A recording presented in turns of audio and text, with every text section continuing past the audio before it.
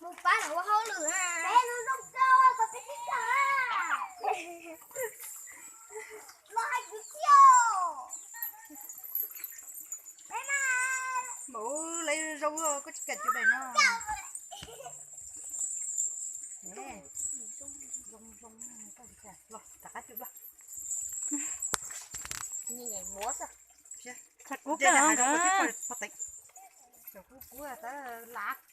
Để đảo cái xe thì một tí thôi. Tôi nhặt tơ hay. Cháu cú nhà này.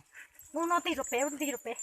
Nó Nó để bỏ chia đi rồi. Cái nữa, này, nhà lính nha. nó nhà này. Có lúc bỏ trên ngậu lúc chế thì chỉ bỏ kia nhà mồi nhá. Yo.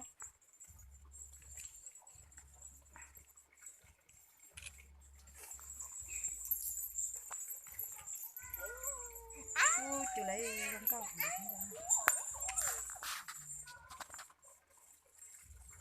Tôi nhặt lâu à, tôi nhặt rồi tôi Nè, giết nó mà đó. Cái này có chiếc cột trên này. Nào có cột xe thẳng.